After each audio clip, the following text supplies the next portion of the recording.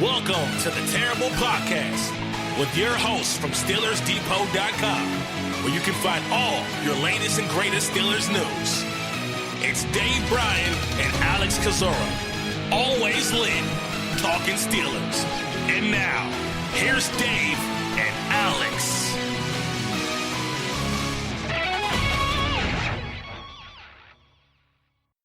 Welcome to the Terrible Podcast, Season 10, Episode 68. He's Dave Bryan, Alex Kozora, SteelersDepot.com. Thanks for being with us this Monday, Steelers Nation. Dave, how you doing? I'm doing pretty good. You know, the Ravens got knocked out of the playoffs, and I mean, quite an eventful weekend there.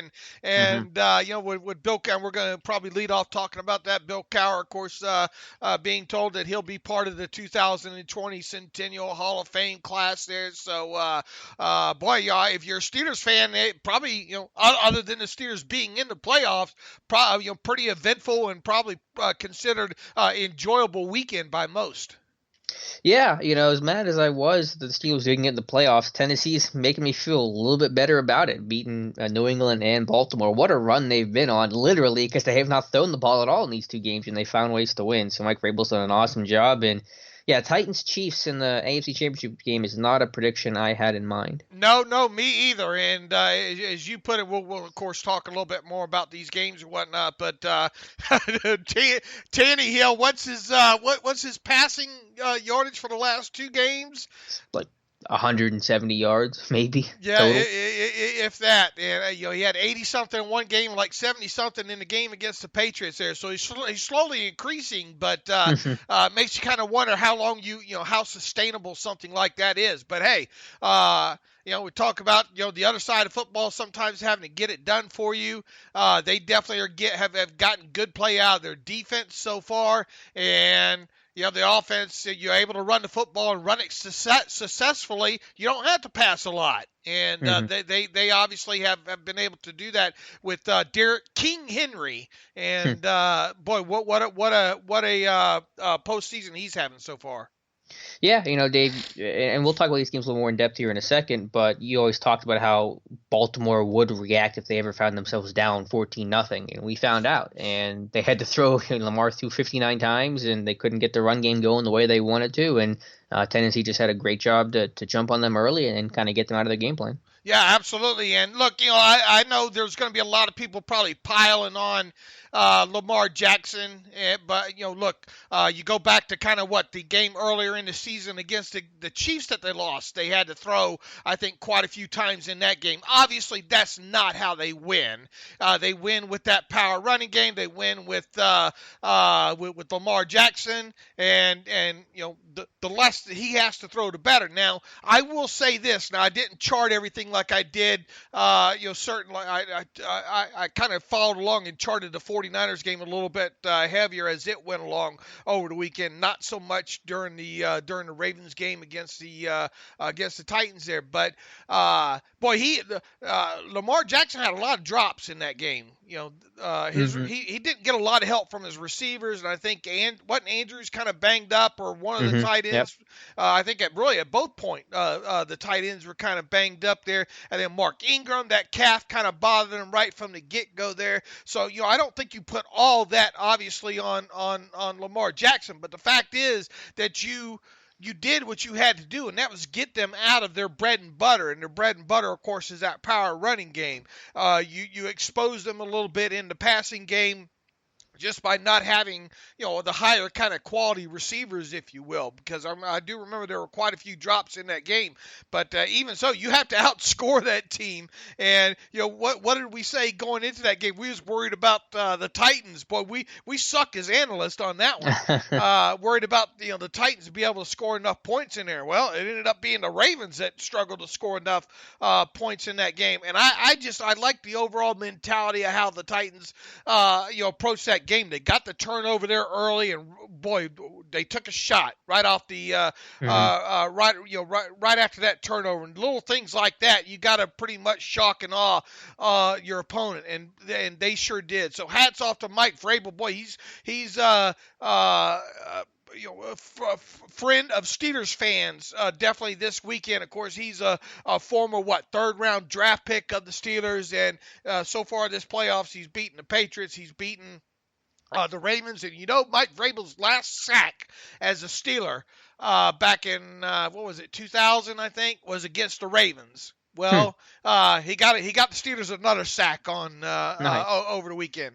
Very cool. I did not know that. So that's I bet you have that clip somewhere. I bet you can pull that one up. I'd love to see. I looked and I don't. I don't have it. Really? I don't have that 2000 game. No. Wow, I am shocked. End times are near. I want to talk about the other game here a little bit later because the Chiefs-Texans game was just absolutely bonkers. But of course, we got to start with the big news as it relates to Steelers Nation. Bill Cowher named to the 2020 Pro Football Hall of Fame as part of the Centennial Class, and it was done in probably the coolest way possible, where Cowher, in previewing the playoff games this weekend for CBS, and then all of a sudden David Baker, who runs the Pro Football Hall of Fame, comes out and tells Bill Cowher, with his family sitting next to him, that he's going to be inducted in the Football Hall of Fame. So just an awesome honor, a really cool moment, beloved figure in Pittsburgh sports history is Bill Cowher, and just really well deserved. Yeah, well deserved, but I got to admit, I was surprised. I mean, I was quite shocked. Look, two of these, they're selecting two coaches, as part of this Centennial slate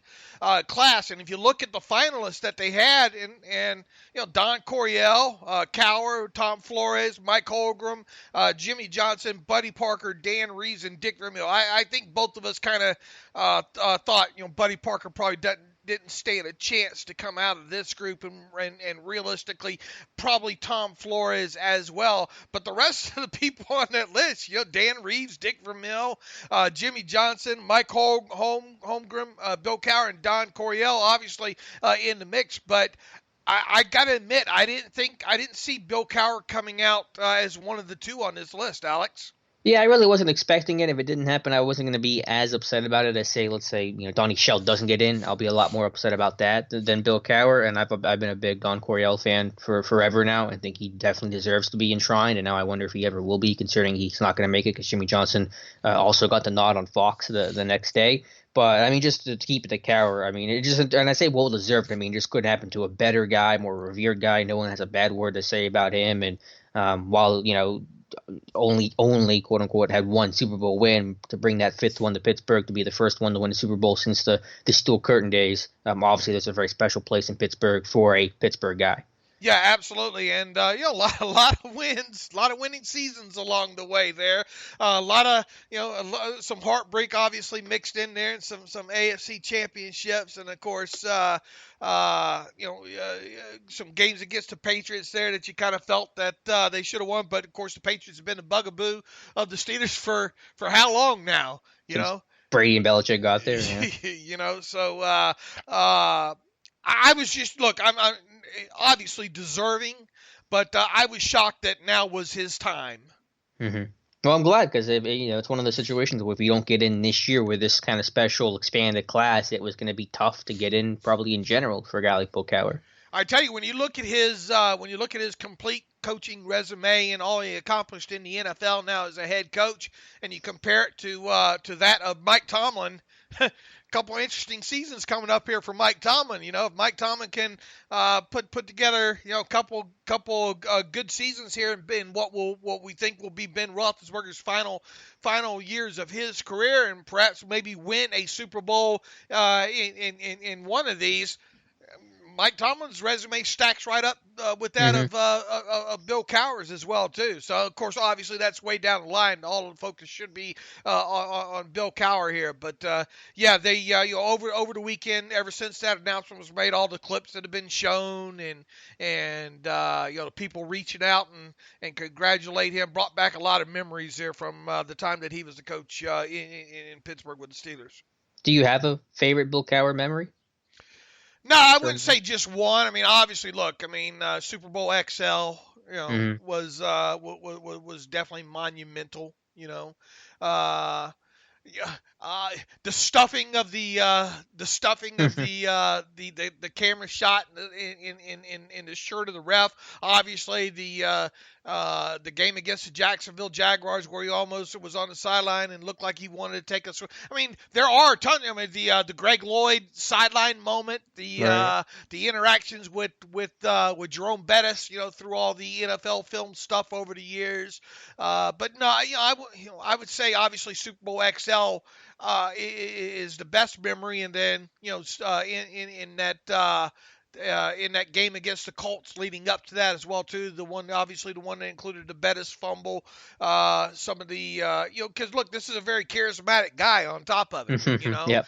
Never short of instant emotion, if you will. And boy, you just go back through some of those games and the chin. I mean, obviously he's known for being a chin. Boy, I mean, you could probably put together an hour's worth of clips of just expressions and looks of his, with that protruding chin of his. So I would, Super Bowl XL would be the marquee kind of moment for him. I think finally kicking down, and look, even losing the game, losing the Super Bowl to the Cowboys. The reaction of that with his family, I think, is always a memorable one.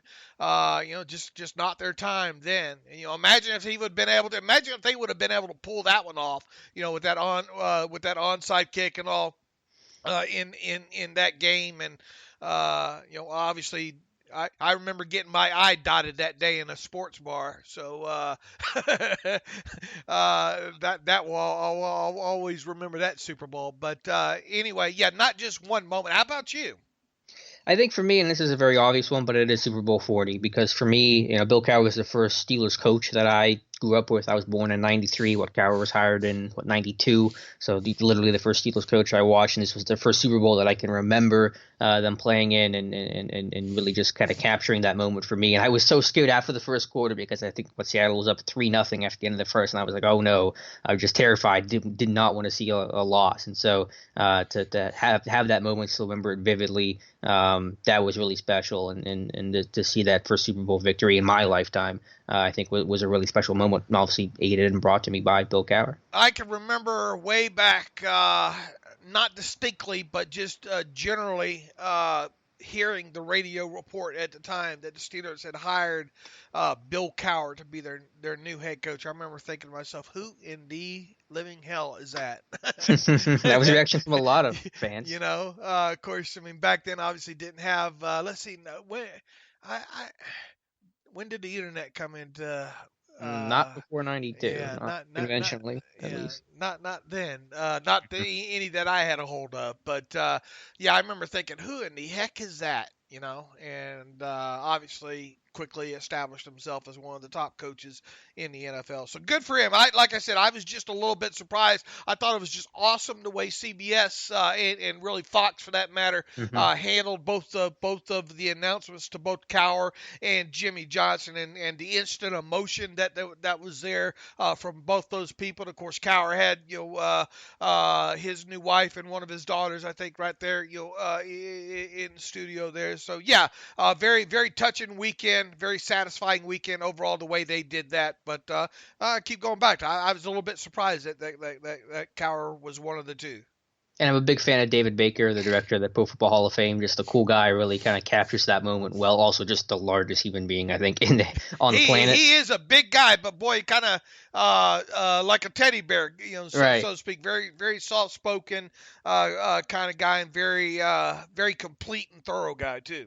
And it's crazy. I know we want to have the spotlight on Bill Cowher, and deservedly so, but there's still a chance that Mike Tomlin could join Bill Cowher and Chuck Noll in the Hall of Fame someday, which would mean the Steelers would have 3 consecutive head coaches who made the Pro Football Hall of Fame, which I'm betting is a first in NFL history. So that would be really special and cool perspective. And now, especially if Donnie Shell gets in, Dave, you better get your butt to Canton this summer, because this is going to be the year to go. It's going to be, as you said yesterday, it's going to be a busy summer for Pittsburgh. Yeah, I think, and I wrote this up yesterday morning before the games and all. Like, yeah, it looks like this is starting off to be a very, very memorable summer for Steelers fans. I mean, look, you already have Cowher going in. We think, at least we hope, that we're going to see hear Donnie Shell's name called here on Wednesday. Is the announcement of the the rest of the Centennial slate.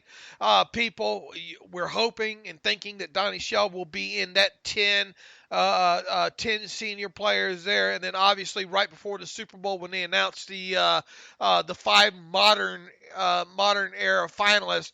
Man, it's hard to envision Troy not being one of those 5, and you have to like Alan Faneca's chances as well too, and it sure would be nice to have Cowher, Shell, Polamalu, and possibly Faneca as being four members of of what would make up a 20-member class overall. So if that's not enough reason for someone to get their butt to Canton, I don't know what is. And then along that same line is, look, you get 3 or 4 people like that into the Pro Football Hall of Fame in one summer.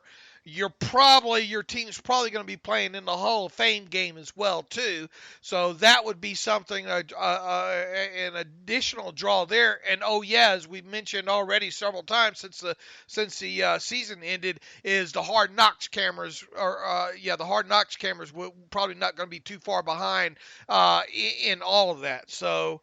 Yeah, setting up to be a very memorable summer for the Steelers and their fans, of course. If the Steelers do play in the Hall of Fame game, they better fix that field in Canton because it's always a mess. And do not let Chris Boswell play. I don't need Sean Sweetum 2.0 to have it. Well, they it's called Tom Benson field now and all because of the Saints donated the old turf, I think, out of the out of the Superdome, and it's been a lot better last couple of years. Has it? I thought it's still been kind of shaky. No, I think wasn't there, they talking about a seam or something, but wasn't that 2 years anyway. Look, anyway, that game, if you're playing, those games are generally for the 4th and 5th strings if they're you go that deep anyway there. But everybody remember the last time that the Steelers actually played in that game was 2015, right? I don't remember the year. I just remember against Minnesota, and that was the game that ultimately was ended the career of one Sean Swisher there in that one there. So obviously you would hope the field was taken care of it all, but I will not be surprised whatsoever if the Steelers are chosen to play in that game. Last thing with the Hall of Fame, I don't mean to be a downer here on this Monday, and I know it's a special year because of the Centennial Class, and you got 20 guys going in. I think there's different voting blocks, I believe, that vote with some of these guys. But is there any concern about Steelers fatigue if Shell gets in, Cowher's in, Troy's a slam dunk to get in? Voters are going to say we don't want a 4th Steelers, so Alan Faneca might get the short end of the stick because there's already 3 Steelers who could potentially be in basically ahead of Faneca. Well, I mean, there's already been that leading up to this anyway. People say, well, certain Steelers aren't getting in. Guys like Shell, guys like L.C. Greenwood, and why hasn't Bill Nunn, showed up on especially this would have, I had this rant several weeks ago there.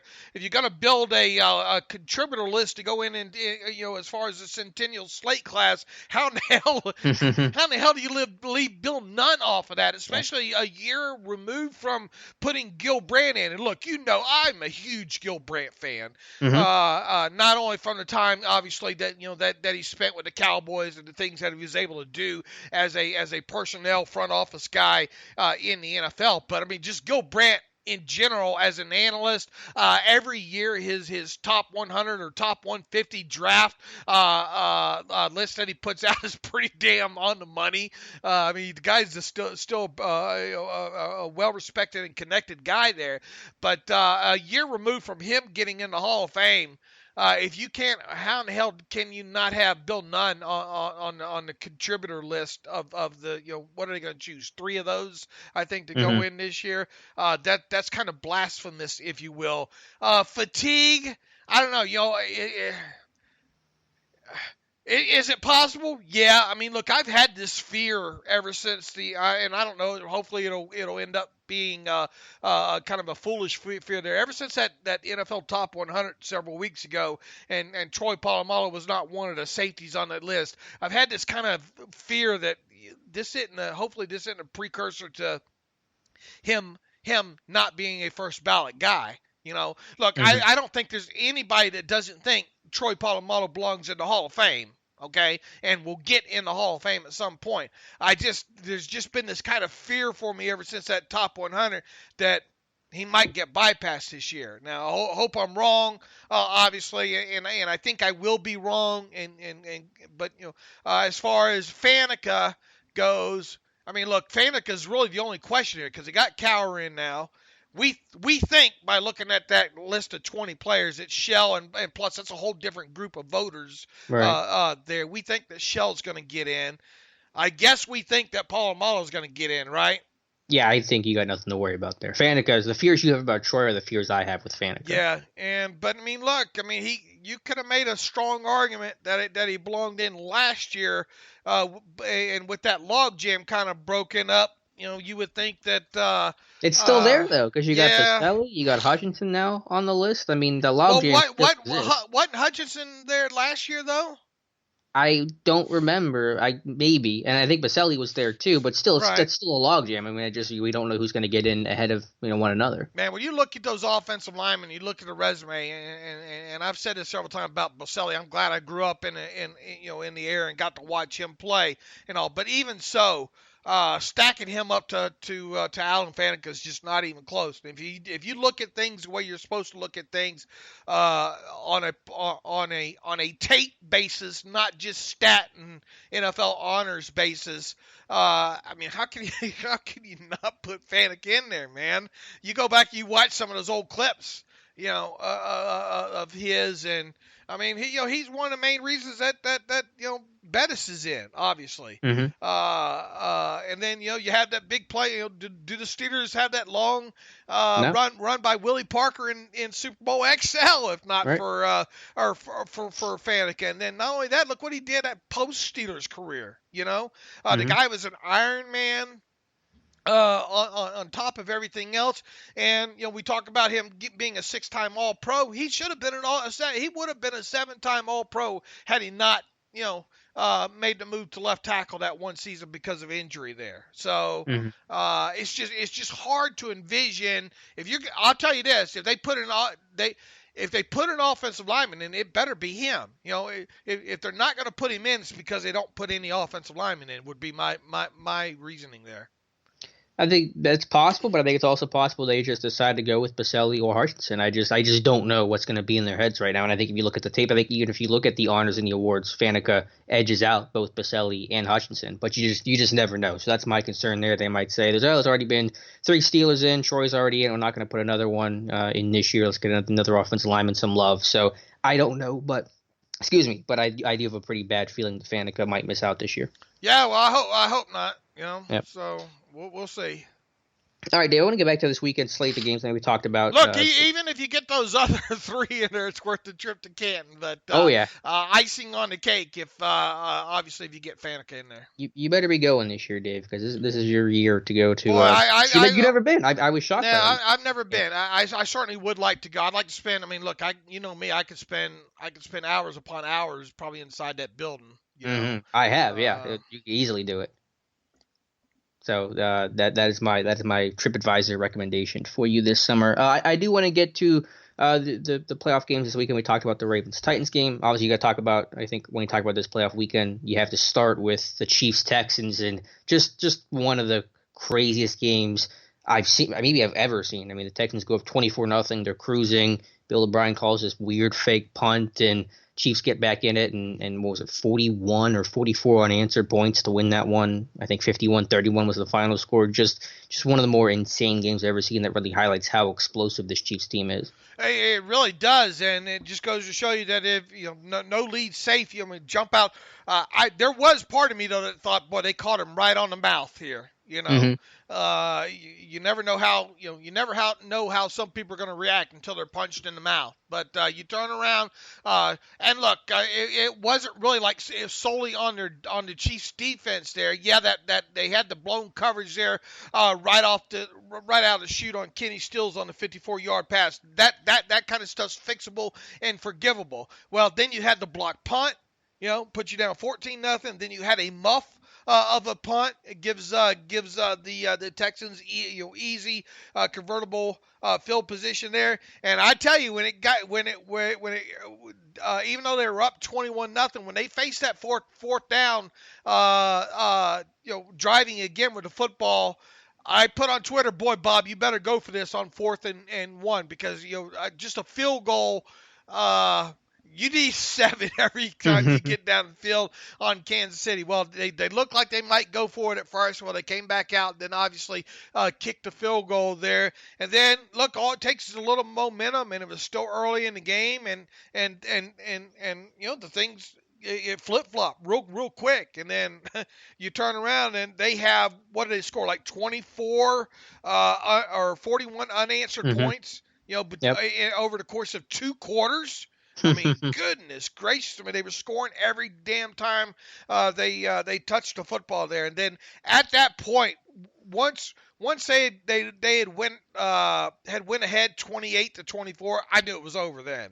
Yeah. Because they had, the Texans had just let the Tiger back out of the bag at that point. But that's an explosive Chiefs offense. And the thing is they've gotten along the way some decent play out of their defense. They obviously had their issues early in that game there, but that one turned on a dime, didn't it?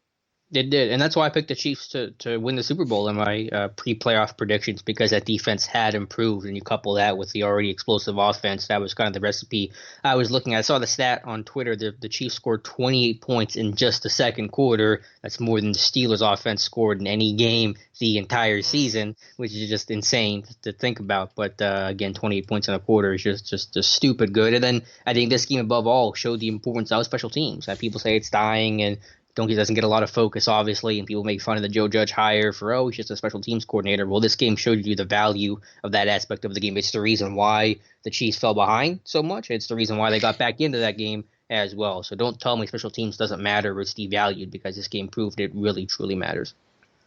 Right, and as we sit here right now, the two teams with the lowest adjusted net yards per passing attempt stats defensively that made the playoffs are still in this thing. The Chiefs and the 49ers, and the two that had the highest differential as well, too, meaning their offense was that much more greater than their defensive numbers. So we've got the Chiefs that had a 2.9 differential, adjusted net yards per passing attempt differential during the regular season. The 49ers were second at 2.7. Those two teams both had the two lowest defensive numbers as well, too. The 49ers 4.6 and the Chiefs 5.2. Now, the Chiefs number was also tied with that of the Baltimore Ravens at 5.2 as well, too. Obviously, the Ravens are out of it right now. The Texans, the numbers say there's absolutely no way in hell that the Titans are going to win this because of their 6.2 adjusted net yards per passing attempt number. I think we'll see that number come to fruition in the AFC Championship game against the Kansas City Chiefs. I really expect the Chiefs now to blow them out, force Tannehill to throw the football, to score a lot. Of course, I kind of thought that was going to be the case this past weekend, right? Against the Ravens. But I think the clock's about to strike midnight, I think, for the Tennessee Titans here. But and if you're asking about the Green Bay Packers, they've got one of those. They've got some borderline numbers there. They got the 5.7 defensive number coming into the playoffs, which is obviously low enough to quote unquote win it all, according to what history says. But their differential, their offense was the thing that was kind of lackluster, mediocre throughout the season. 6.7 offensive adjusted net yards per passing attempt number. Boy, the Steelers would have killed to have a 6.7 number, wouldn't they? But their differential 1.0. Obviously, they got to get past the 49ers and that defense of theirs, which isn't playing bad right now either. But should be a couple of interesting championship games coming up here. Yeah, I think for the AFC side, whether or not the Chiefs can get Chris Jones back will be pretty critical for stopping the Titans' run game. I know he missed yesterday, and that was certainly a loss. Their best defensive lineman by far. Any other kind of initial thoughts on the NFC side? I know we didn't touch on that too much. The 49ers beating Minnesota, and Green Bay holding off Seattle's late comeback. I thought Seattle just couldn't run the ball, and that was kind of what doomed them late in the year. And then San Francisco's just a really well-oiled machine over there. Boy, what will we be talking about today had Seattle pulled that off, man? Russell Wilson, that guy's a witch. I mean, that guy literally put that team on his back for most of that game. Some of the play, I mean, it felt like every snap to every other snap. Sometimes he was under duress there, and we talk about extended plays and how watching the quarterback play, early on in this playoffs and on. Here's what stuck out to me again this weekend.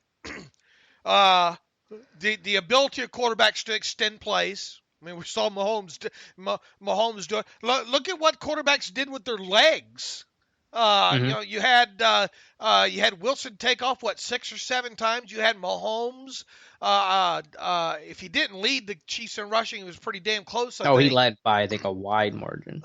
There, so you had those two quarterbacks use their legs quite a bit. Obviously, you had a quarterback in Lamar Jackson that used his legs all season. All those guys, have shown propensity to make plays out of the pocket. I thought Aaron Rodgers looked a little bit older this year, trying to be able to run away from people outside the pocket there. But even so, Aaron is smart enough to be able to throw the football away in certain situations there, and he can make plays happen still outside the pocket. That stood out to me, as did the fact that, man, if you're able to run the football and run it successfully, that means a lot. And you go to that, what was the stat that I had, I think, on, during the Tennessee game?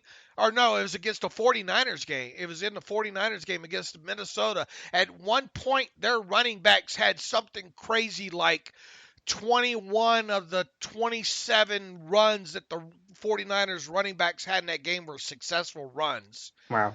I mean, if you do that, and you already have a passing game with Debo and Emmanuel Sanders and George Kittle. And George Kittle.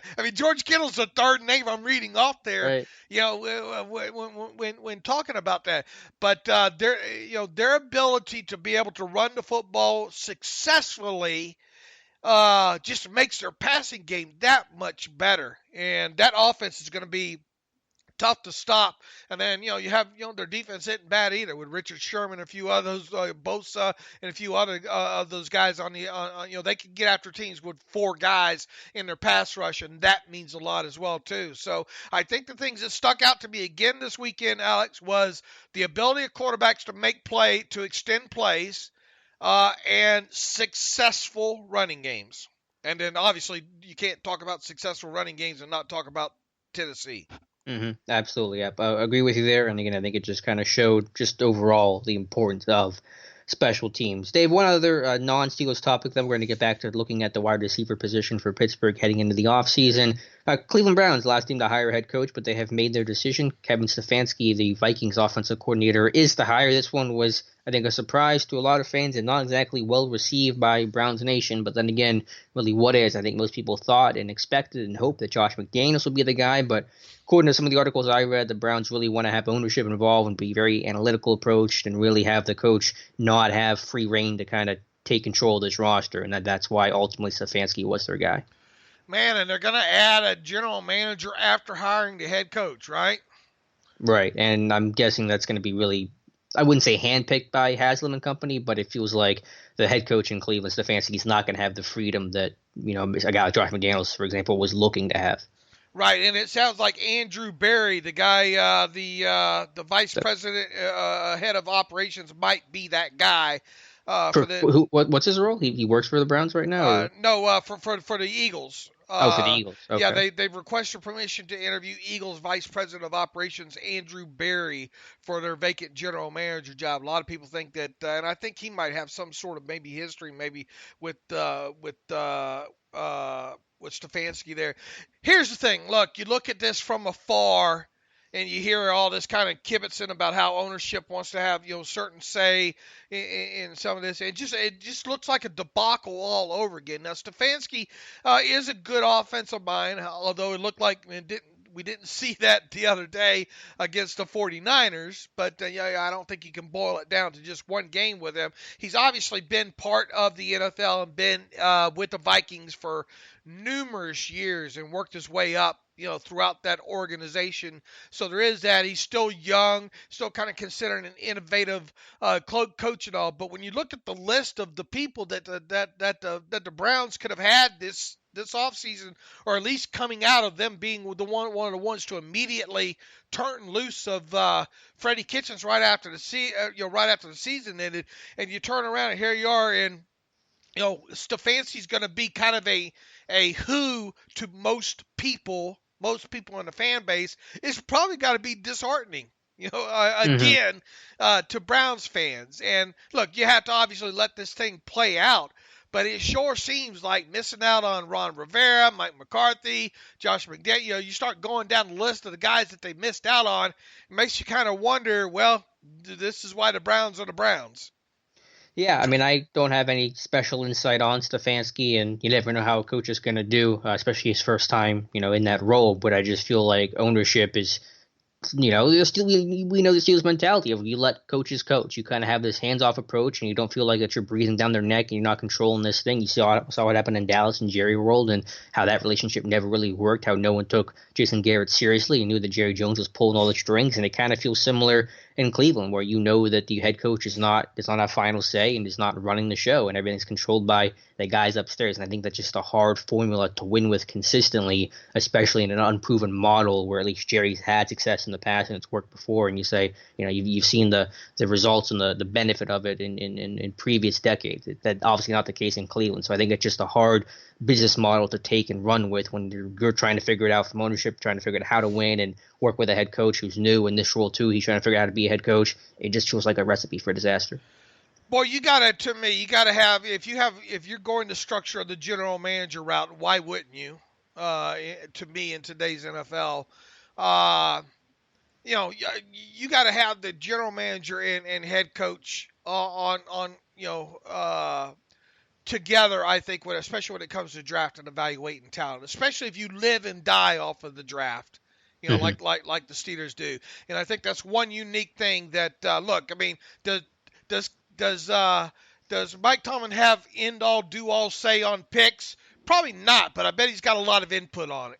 Well, he's always said it's a collaborative effort between him and Colbert. They work together to reach an agreement. And sometimes, obviously, Colbert gets his guy. Sometimes Tomlin gets his guy, but it's always a collaborative effort. But if you notice, those guys are both on the trail together, Sure.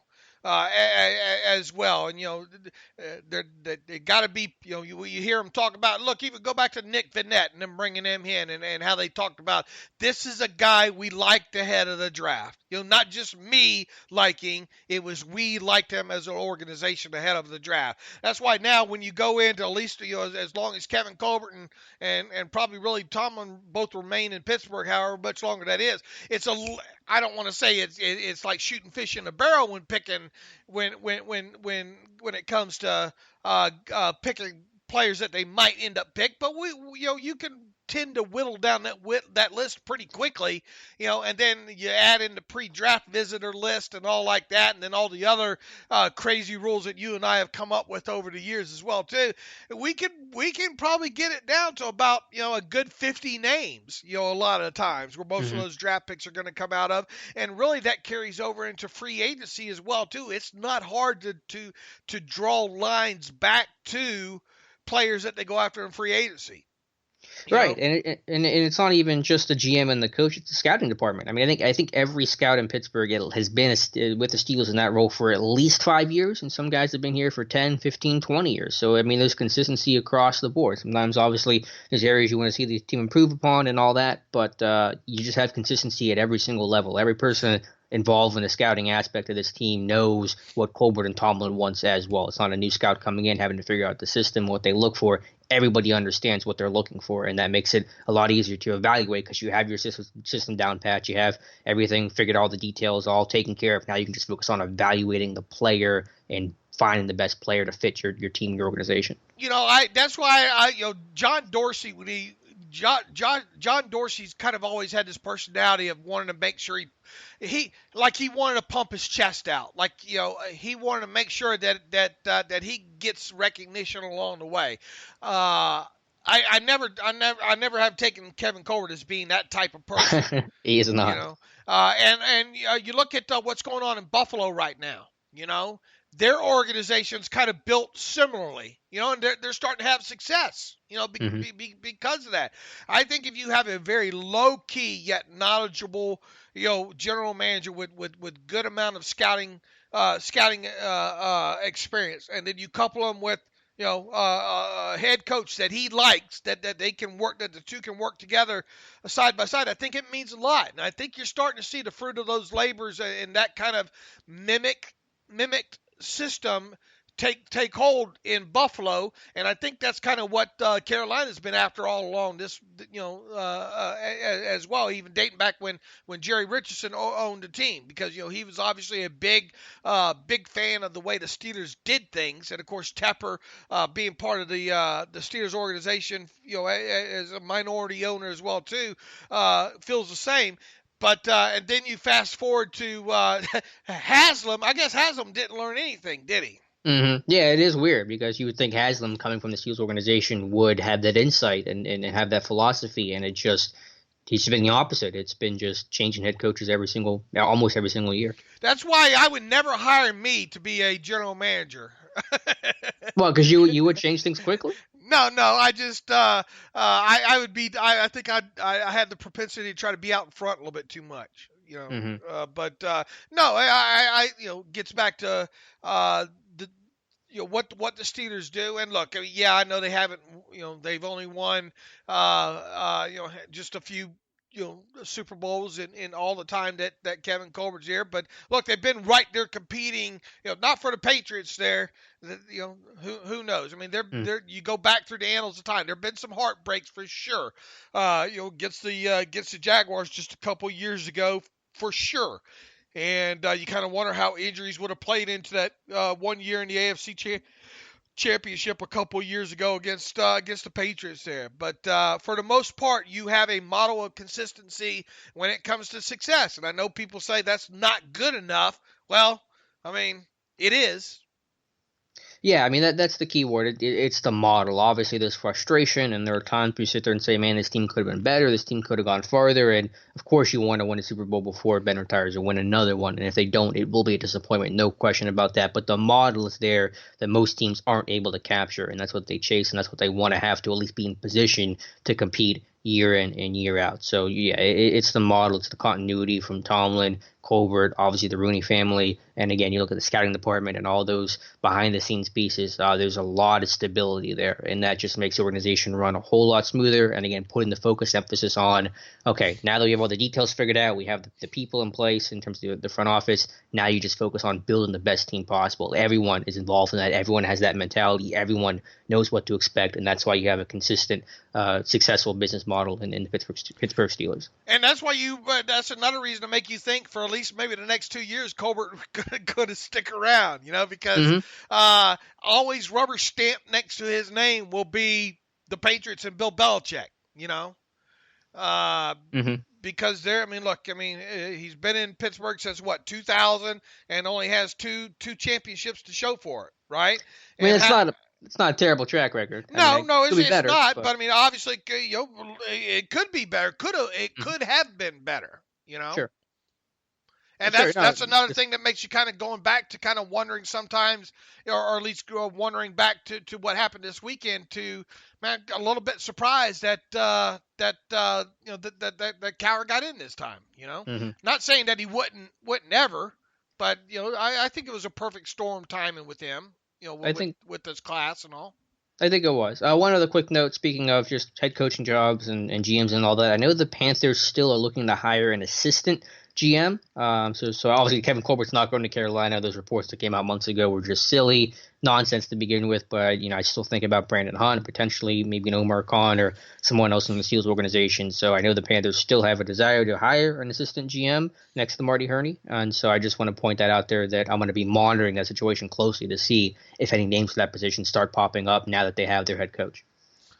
Yeah, it will be, and we don't think, obviously, Colbert's going to be part of that. No, haven't. Yeah, Colbert's going nowhere. He's not going to be for part of another organization. Again, he's going to be with the Steelers. He's going to retire, and that's going to be that. But we'll have an ear towards the Carolina situation because I wouldn't be surprised if some Steelers names start popping up in connection with the assistant GM job. All right, Dave, let's transition now. We've been doing our positional recap and kind of preview towards the offseason, the draft and free agency, and we'll finish up the skill positions today with the wide receiver group. Again, I think it's a position that's going to be addressed that they will add to at some point, whether that's a low-level free agent or a draft pick. But I do think you have your three guys in Deontay Johnson, James Washington, expect a bounce-back season from Juju Smith-Schuster, add in some of the other guys that flashed a little bit late last year, like a Deion Kane, and I think you have a pretty solid foundation, at least heading into 2020. Yeah, and it could go either way with that, but this is a team that has forever kept the pipeline coming, right? At the wide receiver. Do you remember the last time this team did not draft a wide receiver? Oh wow. I don't know. It feels like it does feel like a yearly occurrence. Obviously, James Washington, Deontay Johnson, Juju Smith-Schuster in the last 3 years. The year before Juju, I get my draft classes all mixed together. It was no, because you had DeMarcus Ayers. Remember, even though he's in 2016, 2016, quote unquote, maybe a kick returner, right? But right. But it still had a wide receiver next to it. Yep. Do you remember the year before him? No, I'm blanking. Sammy Coates. Oh, I thought you were saying the year before. Okay, yeah, Sammy Coates, right? And then you got Marcus Wheaton a couple years before that. Well, then you had Drew, I don't know why Pro Football Reference lists Dre Archer as a wide receiver. I don't know. Yeah, no, he's a running back. Was there a receiver in that class? Yeah, Martavis Bryant. Oh, right. Okay. And then before that, it was Marcus Wheaton. And then before that, it was Tony Clemens. Remember Tony Clemens out of Colorado? Yeah, local kid. In round 7 in 2012. You have to, I think, go back to 2011. Wow. To find the last draft class that the Steelers did not. Let me just double check my work here. To find the last time the Steelers did not draft a wide receiver. And that would be correct.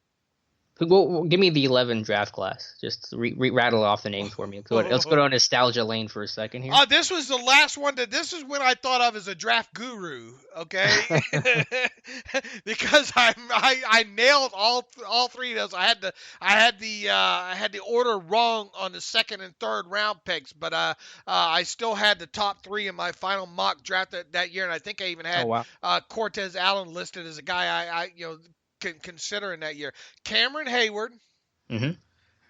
And people don't, the later you pick in a draft, the much harder it is to kind of decipher these things. Yeah. So you had the first 3 rounds accurate. I had the names right. Wow. I had Marcus Gilbert and Curtis Brown in the wrong rounds. I had Curtis Brown going in the second to the Steelers. Had Marcus Gilbert going in the third.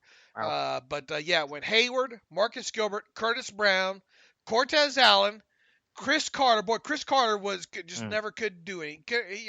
Given plenty of opportunity, just never. He was a good special teams player.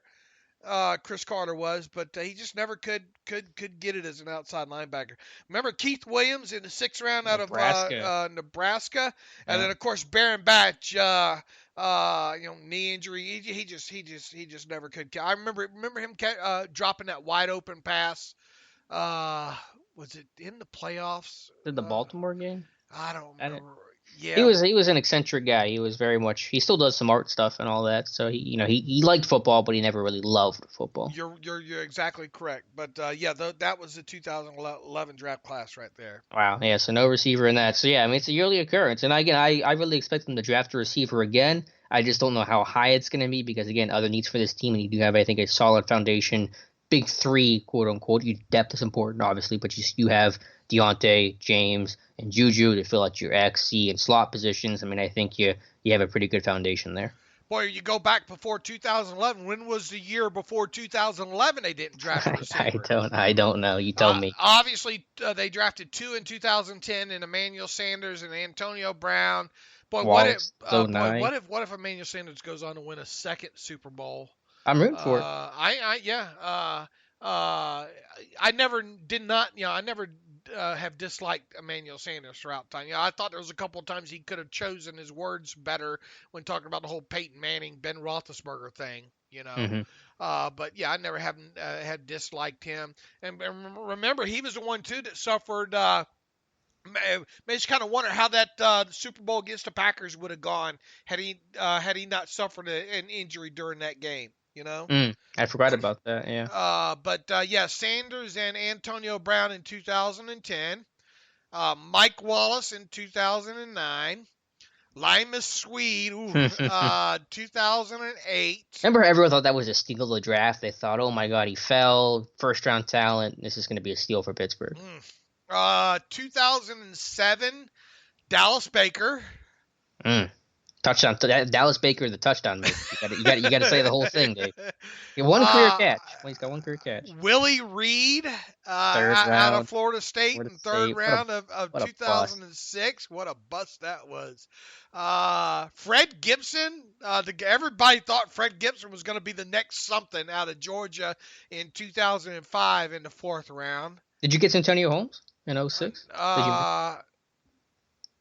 Yeah, I missed Santonio Holmes. I think you missed him, yeah. I missed that. Santonio Holmes in 2006, obviously. Yeah, and where was I? Oh, Willie Reed, 2006. Fred Gibson in 2005. You have to go back to Ben Roethlisberger's class, 2004, to find the time before 2011 that the team did not draft a wide receiver. Yeah, they like as you said, it's a pipeline. Just next guy on the conveyor belt. And so I expect that to continue this year. But do you think it's going to happen early, or do you think it's going to happen more towards the end of the draft, assuming it's going to be drafted? I don't have that good a feel yet. I mean, I kind of envision that compensatory pick or the fourth round pick being it, you know? Mm-hmm. Yeah, I'm kind of in an early to mid day 3 mindset right now. Obviously, it's going to depend on value and board and everything else that could happen, but that's kind of my initial feel as kind of a early day 3 type. And mine would be the kind of, all right, maybe a little questionable, a burner with some questions. Maybe a little bit of, because look, if they draft someone in that second to third pick, generally you remember us going back even what was it last year when Miles Boykin and talking about him and why he might not be the pick, and that's because of limited production. They like those guys that have some production to them in college early. Now obviously you get into a guy like the later in the rounds, you're more apt to take a chance on the speedster that had the one breakout year. But if you're going to if they're going to draft a guy, let's say in that second pick or their third round pick or compensatory pick, I should say, one would expect it to be a guy with some production behind them. Yeah, I mean, I'm sure. You make an interesting point about the type. I mean, obviously, I just want to get the best player. It can kind of be any sort of type as long as the value is strong. But I've kind of been leaning towards maybe they look for more of a slot, shiftier option that can be a bigger threat to the middle of the field because he just got so little production there in 2019. Now, granted, obviously, Vance's injury played a major role into that. Juju Smith-Schuster's injury played a major role to that. But they just didn't make many plays over the middle of the field. Juju's going to spend a lot of time on the outside, and Vance's future is obviously very uncertain at this point. He may not be part of that 2020 team. So my kind of thought was they have so many big, long stride, kind of vertical potential threats on this roster, whether you're talking James Washington, Deion Kane, and the like, and Juju can still be an outside vertical threat. There really isn't that Ryan Switzer, Eli Rogers, but hopefully a whole lot better than both of those guys. That smaller slot option, I think, would be really valuable for the middle of the field. Would you think said player, regardless of type, at wide receiver, will be a Power 5 guy? I'd have to look at the data on that. I mean, obviously, Steelers draft Power 5 the majority of the time. I don't know what the history is exactly as it relates to receiver. If you're talking second round, they're always Power 5. So if they were to go receiver with a second round pick, I mean, Power 5 is very likely. But I can't make any declarations about it now without really diving into that history. Right. But you are expecting them to draft one this year, right? Another one, wide receiver. Yeah, I think you'll see one again down that pipeline. The history of it just in general. Since 2004, only twice have they had a draft class that didn't include a receiver. Right. I mean, that's history alone tells you that the pipeline they want to keep rotating those guys in. So yeah, I think I'm pretty confident they will draft one. It just may not be within their first 2 picks. I think maybe again early day 3 is kind of my feel, and I am kind of leaning towards maybe someone who fits that slot, middle of the field type role. And maybe one that can return a kick or two for you. Yeah, that'd be nice. I mean, generally those slot guys have some sort of return value, whether that's at least punts, but that would be an asset as well. I mean, Deontay Johnson can still do punts, and Kareth White can be in the mix for kick returns, but that's always a bonus. But so that's my thought. If they go with a speed vertical threat, I mean, I understand the element to it, but I think I think James Washington is not the burner, but can be a big play vertical threat and showed that improvement in year two. And so I am kind of shifting back towards, last year they wanted to get the X receiver, the Deontay Johnson. Well, I think that's why they went with him over Miles Boykin. They wanted that true traditional X that kind of could replicate AB's skill set. And now I think this year they may look for someone who fits in that slot mold a little bit more. So we both agree that we will not be surprised if they draft one this year. Just really it's more about now what kind of type will they go after and when. And I think both of us would kind of feel like third, fourth, or fifth round would be that area where we think that's going to happen. Would we kind of both consider it a moderate need? Yeah, a moderate need I think is a good way to describe it. Where do you rank that? Do you rank it a higher need than running back? Man. Or how about quarterback? That should be easier. I consider it, believe it or not, a greater need than, look, you're expecting Ben Roethlisberger. It all boils down to Roethlisberger anyway. I don't think you can get, I don't think a draft pick at quarterback is going to save your 2020 season if Roethlisberger goes down. No, of course. So I don't think you can look at it that way. And I don't think you can look at it that we've got to get Ben's successor, in this draft if given the opportunity. I don't think you got to look. I think you got to look at this as we got to draft as if we have a chance to win it all these next 2 years. Mm-hmm. I think potentially. No, I would not rank quarterback ahead of wide receiver, obviously, and there still seems to be a heavy push for running back, but well, what do you think? Do you have receiver ahead of running back in terms of need? I do. I'm with you. I have it ahead. And if anything, just because again, you talk about you need more of them. You need more of them for sure, but also just the again using your word here, the fungibility of the position, where you don't have to have that slam dunk, top tier running back drafted, because there's a lot of plug and play guys in the NFL. And if your system is sound, your offensive line is doing a good job up front, you can create a lot more success with running backs as opposed to trying to create success with any receiver. Look, Ryan Switzer, he's more than easy to replace on this depth chart, right? Yeah, but I think they want someone with that skill set, but obviously a whole lot better that can kind of be that slot presence. Because there was value, 2 years ago in 2018 with Switzer and Ben, and I think they want to get back to that because again they just did. I mean, I'm not sure what the numbers are, but I'm betting if someone was able to find that data, the Steelers would rank last in yards over the middle of the field this year. They just did not make any plays there. Right, but I'm just trying to look at the bottom of the depth chart. Period. Mm-hmm. Yeah, you got Deion Kane, Johnny Holton. I mean, Switzer will probably be in camp, but Switzer's almost certainly not going to make this team, and so you're going to be looking at Kane and Holton versus a draft pick. Darbo ended the season on the bottom of the depth chart. You can upgrade the bottom of that depth chart for sure. You have to at least add competition to it. Now, I think Holton has value on special teams, and that gives him an inside track for that last receiver spot because what he did as a gunner was excellent this year. But, it could really be Kane in a draft pick fight for maybe that last open spot. Johnny Holton is no Darius Hayward-Bay, though, when it comes to special teams. And that's what obviously kept Darius Hayward-Bay around so long. Now that's going to be his calling card, Holton's calling card, maybe my ticket to the 53 there. So, but with that, look, I know we didn't see anything from Darbo. I know really we didn't see much from Deion Kane. I saw way too much of Ryan Switzer. Bless his heart, man. But that guy, you know how I felt about that the whole way through this. He should have never even made the 53. It's too bad they couldn't have found an upgrade over him right out of the gate. When it comes to him. But, I think when you look at the bottom of the depth chart here, and look, am I glad they got got Anthony Johnson in as a future here? to compete? Absolutely. I mean, that's a good contested catch guy there.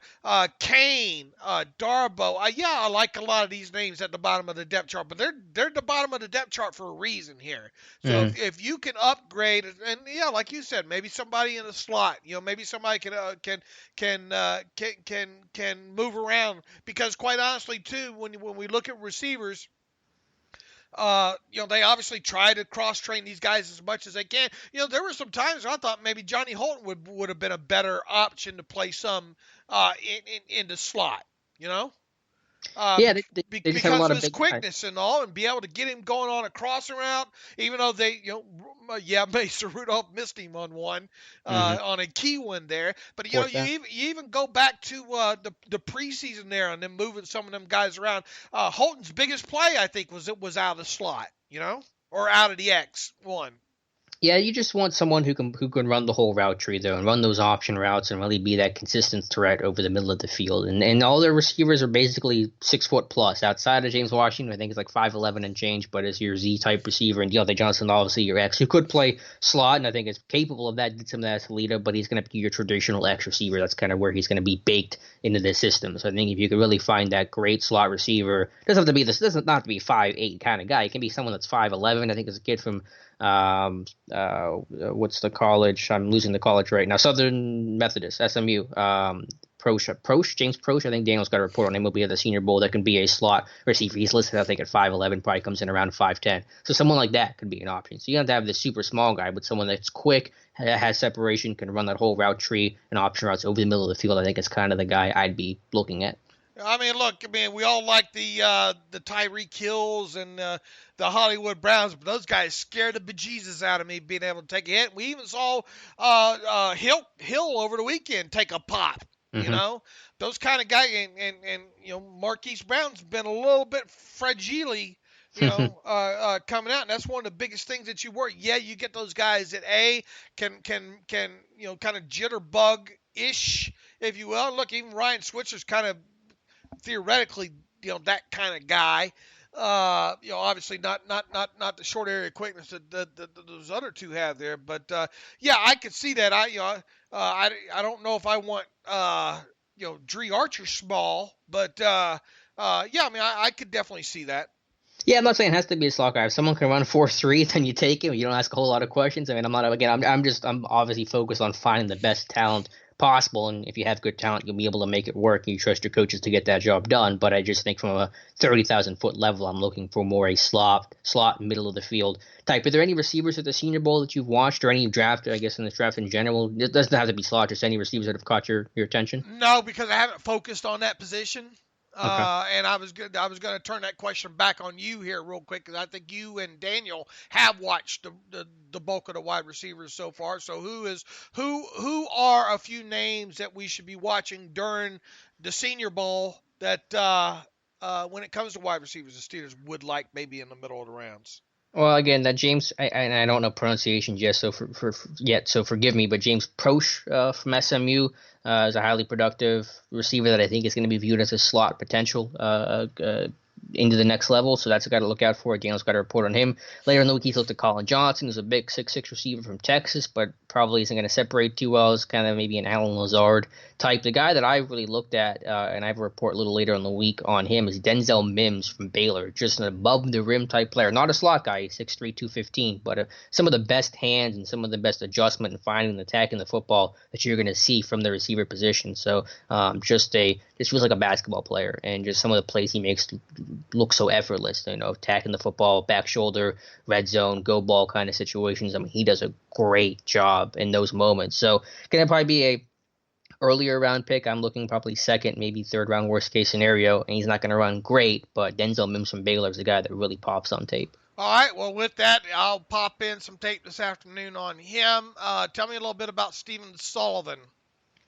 Yeah, this is a guy that is a tough evaluation, LSU guy, and you thought, okay, LSU, skill position, he's going to have a lot of production with Joe Burrow with him 55 touchdowns this year, but Stephen Sullivan, actually, I think you pronounce it, did not catch a single touchdown pass this year, and he was a receiver, a big body guy at 6'5", 200 plus, who moved to tight end this year. And I don't really understand the move. He's not a tight end. He's not an inline guy. He never lined up in a three-point stance. He's someone that you probably want to project to receiver going forward. That's going to be more natural to him in his skill set. But a guy that, again, is a long strider, can win, go balls not to the level of, say, a Denzel Mims, but is just kind of a straight line-ish type of guy that is pretty freaky. I think listed at 6'5", 242. So I would have him as a receiver, not a tight end. But interesting backstory, came from nothing. I think the first in his family to graduate, bounced around from home to home, growing up, some tough stories there, and has really kind of made himself into a prospect. Now I think he's a late day 3 kind of guy. He's tough to invest in because again, there's just not a lot of production with Stephon Sullivan, but there is some intrigue, there is some upside there that maybe you kind of look at a 6th, 7th round pick at. All right, after you went deeper into Jared Pinkney, what did you find? I think I basically watched everything that I watched whenever I talked about him last. And I think he's a well-rounded player. I think the blocking obviously needs work, but there's a desire there, there's experience there, and given the way the college tight ends are, that's kind of checking enough of the boxes for me. He's not. I think the ceiling isn't incredibly high. He's not going to be a dominant tight end, but again, I think he's got a really solid pair of hands, willing to go over the middle, a good and fluid athlete, not a great athlete for the position, but a good one. And the blocking, there's a desire that I think can be improved upon with some coaching and working on hand placement and driving your feet and then leverage and all those things. So a solid prospect, no one that gets me super excited about, but probably one of the better tight end prospects in this class. And that's what I came along, and I see you have it early to mid day 2 kind of grade on him. So I'm guessing you're considering that what late day 2, late 2nd round, 3rd round kind of guy. Yeah, probably somewhere in that, second to late 2nd, early 3rd kind of range, I guess is my feel for it right now, but I know it's early and that stuff could change. Sure, but not Eric Ebron, right? In terms of the athletic profile, right. No, he's not there. He's not a Travis Kelce type. He kind of reminds me of Vance in some ways. I've kind of made a lot of Steeler comparisons. Sean McCune from Michigan, another Michigan tight end, kind of reminds me of Nick Vannett, at least good Nick Vannett. Young Ben Watson? I'd have to think about Ben Watson some more. I know Watson was a really good athlete coming out, so maybe that, but I don't have a great comp right now for Jared Pinkney, but I do think he's a good, not a great tight end. And that's where I came, and I didn't go as deep as you, but just on the surface with him, I kind of viewed him as a 3rd round guy, with him. So we'll obviously keep digging deeper into some the tight end class. To me, still on the surface, waiting to see some of these. We should know, is today the declare day? When is the underclassmen day? I'm not sure. That sounds about right. It should be right about now, if not. But today is today. I know that Nick Farbar has a report on Notre Dame's Cole Kmet up today, so check that out. And also, I guess it's a good time to mention we have a really cool thing we're doing this year for Steelers Depot. We have a big board. Scott Pavel has joined the site. We're really excited about that. He's got an awesome big board that you guys can see. It's sticking at the top of the website on Steelers Depot right now that kind of runs through all possible options. Scott does a really good job of breaking it down, providing scouting reports, and just kind of an easy format to follow along. It's going to be a really valuable resource to us and to you guys, especially as we get really close to draft time, trying to figure out some of the options on the table for Pittsburgh right now. So check that report out if you haven't yet. All right, Friday is the deadline for underclassmen. Friday. Okay. Yeah, and I think we're already almost at 100 guys that have declared, so probably get to about that number by the time Friday rolls around. All right, good stuff. And so that covers us for the wide receiver position there. Pre-draft need / want, if you will, and we will probably tackle offensive line next time you and I get together. Yeah, good deal. All right, Dave, anything else you want to talk about, or we can jump into some reader emails? Yeah, I think we did a good job of filling some time there with not having a lot. I mean, there's no other real Steelers news to talk about, right? Did we cover all the futures that were signed ahead of time? Yeah, we talked about they did have they did try out the Pitt who was the linebacker from Pitt who was coming off the knee injury here. I'm drawing a blank. Wiggins or some Wiggins, but it's Wiggins, I think was his name from Pitt. Quinn. Right. I don't remember his name. They didn't sign him, so.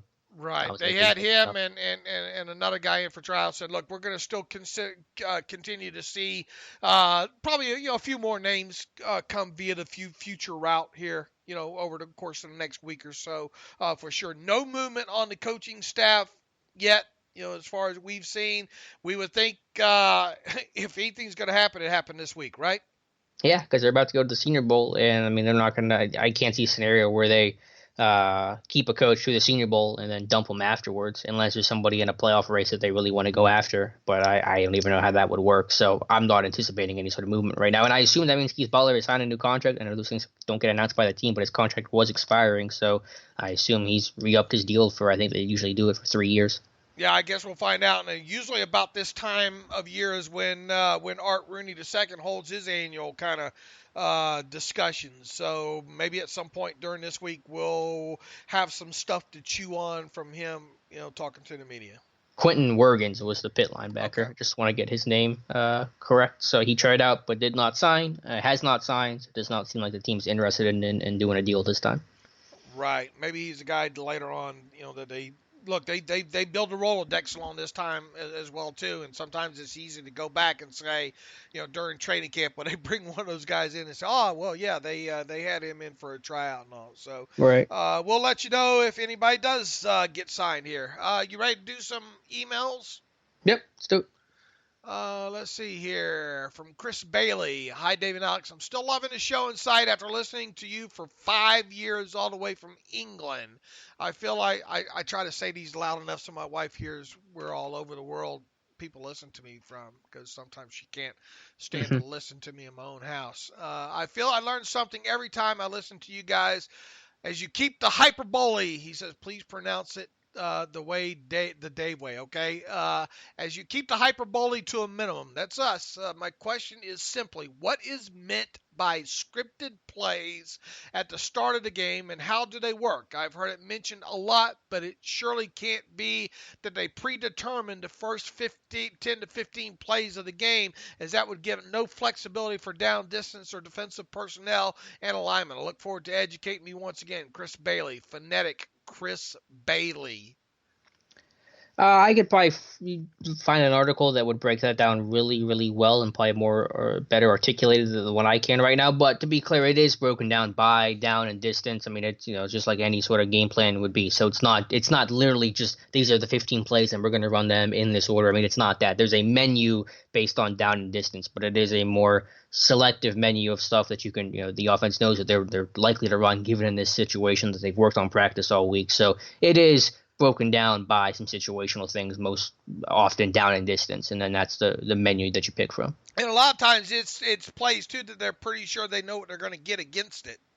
Right. Or they want to at least see how the defense responds to it to have that information for later in the game. And a lot of times, sometimes you can go back to them building off of that play based on what they do get. Well, that's something Feener needs to do more. I think he does a really good job with constraining plays. I thought Haley did a nice job with that, and Feener has not been at that level. Wasn't there one of those old quarterbacks that's got the videos up that broke down game planning and scripting? I'm sure someone has. Like I said, I'm sure if you research that, you could have some insight from former quarterbacks or former coaches that could really go in depth on that better than what I can right now. But who's that quarterback with all the videos not Dana Orlovsky, the other one? JT O'Sullivan? Yeah. Isn't he the one that's got the well-produced videos up on? I mean, he's one of many, but yeah, I mean, he has a really good channel. Okay, that's one to look at. I thought I saw one from him that talked about scripted plays. I might be wrong there. I'm betting that he has. He's not coming immediately to mind right now. All right, let's see here. What else do we have here? Jonathan Mason writes in, Alex and Dave, just want to say you guys had the best Steelers off-season draft coverage with the profiles, Pro Day Tracker, and mock drafts. You damn right we do, Jonathan. Will y'all talk about potential Steelers prospects from Shrine Week this week? Also, Dave, since you're a new Bachelor fan, I don't know where you got that, maybe you and Alex can do a weekly Bachelor episode recap. You're gonna be waiting a while for that, Jonathan. I'm gonna call that hotel that Alex is staying at as well too. I'm gonna have the TV removed from the room from him and Daniel as well too. Look, we will write about some of these Shrine prospect game players right before. We usually pick about 5 or 6 of them. In fact, I'm probably gonna sick Tom on that, right? this week. Me and Tom, or maybe who else we have that can tackle that? Nick. We'll have somebody, yeah, Nick Yeah, or Josh or we some. usually right before the game, that morning or that night before, write up something about 5 or 6 of those guys that the Steelers might have interest in. Obviously, look, the Steelers pay attention to all these All-Star games. I mean, if you go back and look at draft picks versus, in fact, let's run back through the exercise real quick. Of shrine guys, No, would they? just last year guys. Devin Bush obviously was an underclassman. Deontay Johnson, Was an underclassman. underclassman. Justin Lane, Underclassman, I think maybe. that was another That was a lot. underclassman. I mean, Gentry. They took a lot of underclassmen last year. Benny Snell. Was a senior. Don't think he played in either. Not 100% sure, but. Zach Gentry was an underclassman, right? Mm-hmm. Sutton Smith, he was in one of those games. Yeah, I think he was at the Senior Bowl. I didn't go last year, so it's hard for me to remember who was all in this. Isaiah Buggs, I think, was definitely Senior Bowl, wasn't he? I don't think. I don't know. I don't remember. Well, hell, this turned out to be a hell of an exercise. Yeah, I can pull up. Ulysses Gilbert and Derwin Gray. I really don't remember who all was in the Senior make Bowl. me last pull year. up the I'm trying to look at the roster Senior now. Bowl. And See if I can. you and Daniel will be providing us all the heights and weights and Tuesday morning, they do the earliest weigh-in possible. It's like a 6 a.m. weigh-in. It's a weird event because everyone's out there in their underwear, and for the whole crowd to get measured in that, it is kind of unique if you're not a football fan. But I know you guys are, and so we'll be having those for you guys. I'm trying to find out here's the weigh-in measurements and all here. I thought Bugs was. He might have been. I just not going. Yeah, but Bugs was there, and who else were we gonna look? Gray. I don't think Derwin Gray was there. And Sutton Smith. I mean, you can check Sutton Smith. See if he was there. I think Gray was at one of the other ones. He might have been at a Shrine game or the Tropical. Sutton Smith was at the Senior Bowl last year as well. So there's 2 of them there.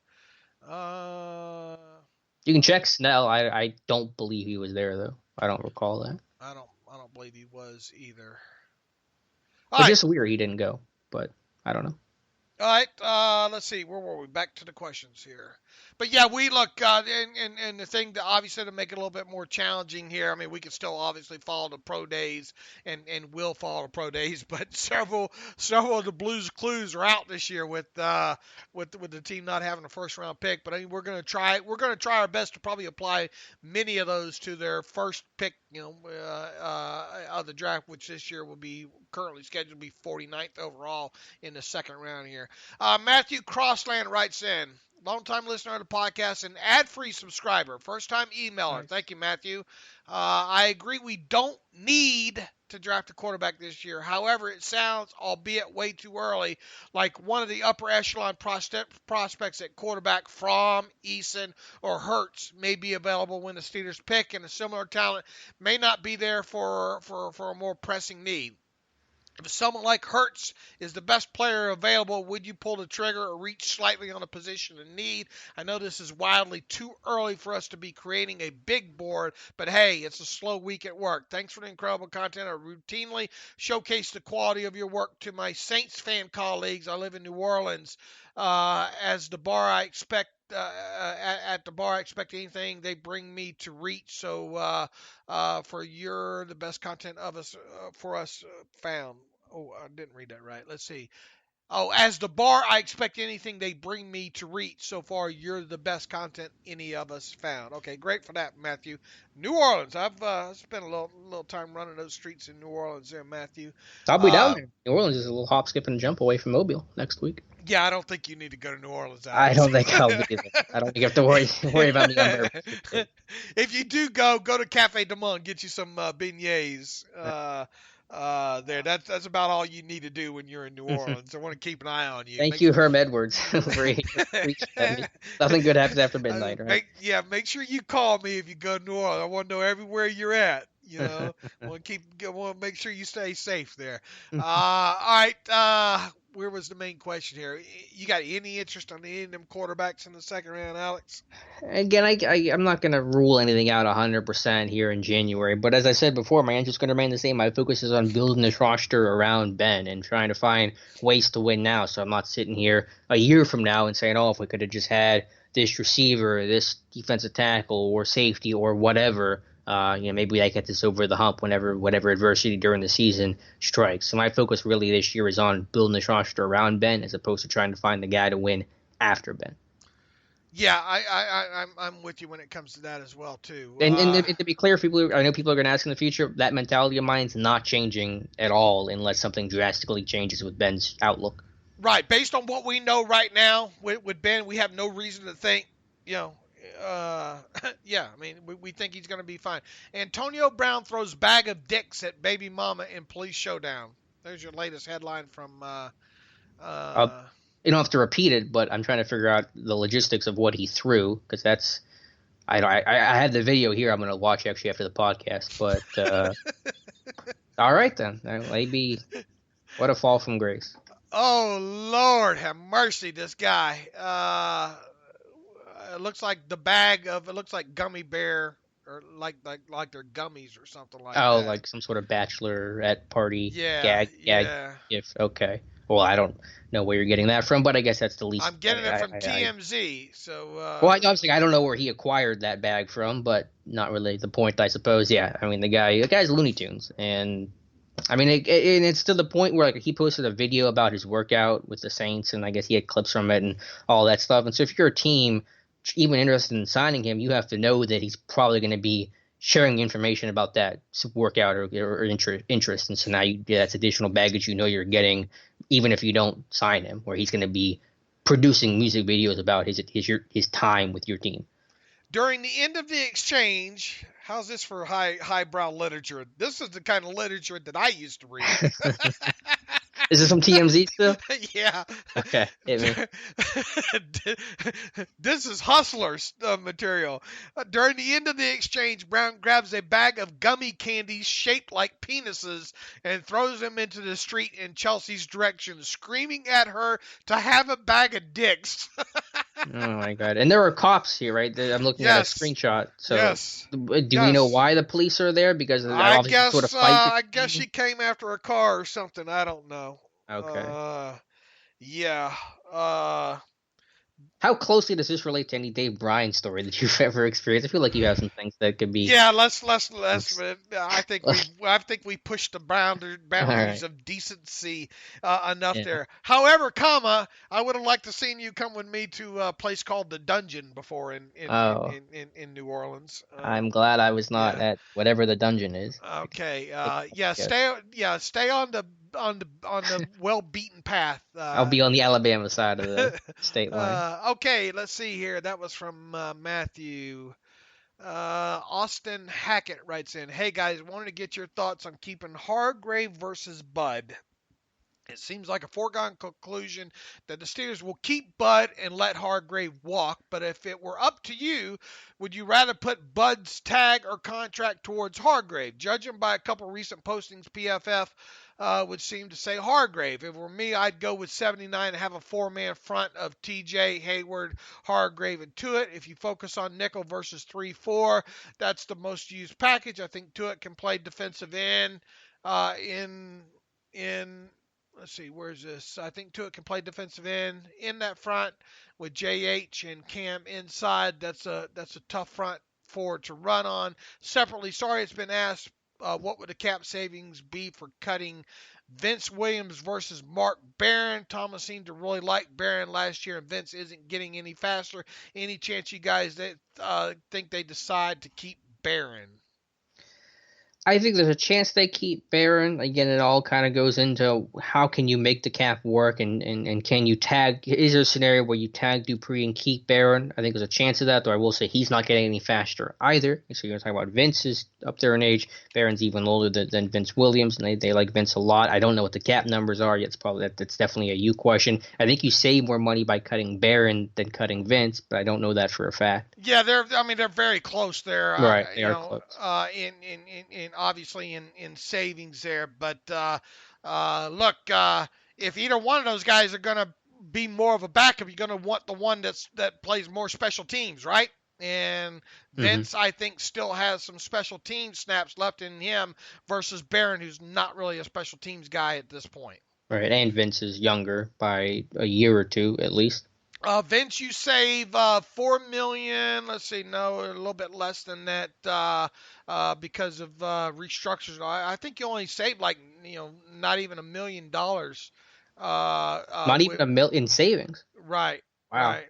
So it's not worth cutting Vince at all then. I Yeah, mean, that no, because look, he's got a $4 million salary, but you got to remember you've had some restructures that have gone on with him as well too. So you have $6 million out there in dead money that would come due. Almost. Let's see. Yeah. So you would save 968,000 by cutting him in cap space prior to roster displacement. So you add in roster displacement on that, you're not save even nothing. $500,000. So why are you going to cut a guy like that? Yeah, and Barron saving is what, 5 million? Yeah, right around that. Let me pull back my I chart don't know if back you up had here. it in mind or could ballpark it, but so yeah, I mean there you go. I mean Vince is saving you essentially nothing. Barron's going to save you 5 million. He's older. 5.25 million. You say with No, there you Barron. go. Again, I'm not going to 100% say Barron's going to get cut, but if anyone's getting cut from the inside linebacker room, it's Mark Barron, not Vince Williams. And back to the whole argument with the Hargrave thing.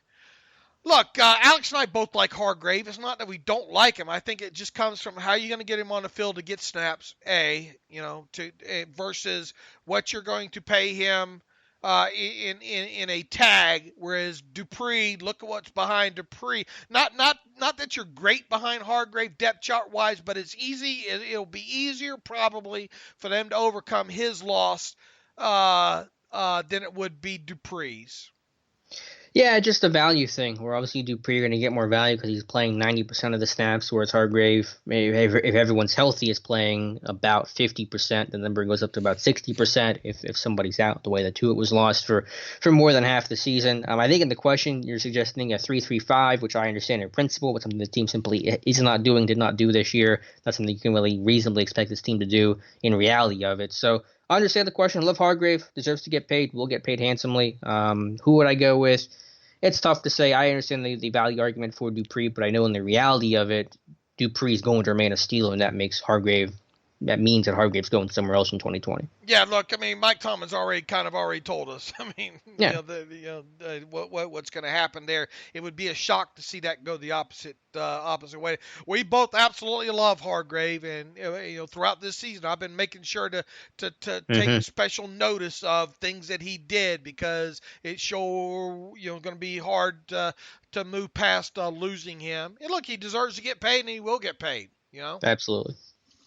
Sean Schaefer writes in from Sean in Waynesboro. Hey guys, love the show. Assuming we resign Dupree, I think our biggest offseason needs are offensive guard, tight end, and nose tackle. With no first round pick, who are some day 2 and day 3 players you like to fill in those holes? Sean, we've got a big board up now on that. We'll slowly start getting into this. It's hard to get into exact names still this early, but pay attention to the site and obviously pay attention to the podcast as we go on through this thing.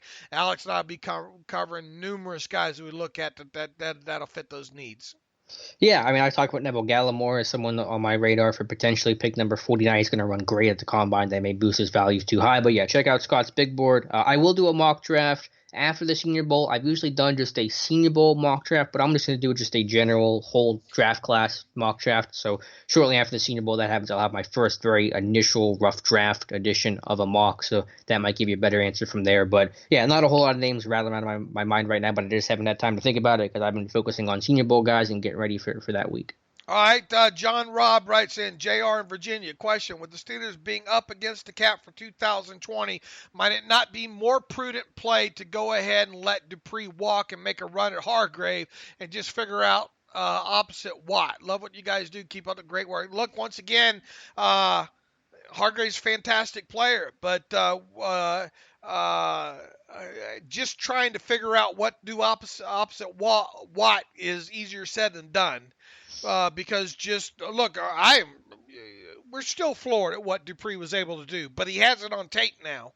What he able to do, and I realize PFF had an article about Dupree calling him really the most riskiest, I guess, kind of guy that's probably going to get paid this offseason. I get that, but you can tag him and only go a year with him, if you really wanted to. Will the Steelers end up doing that?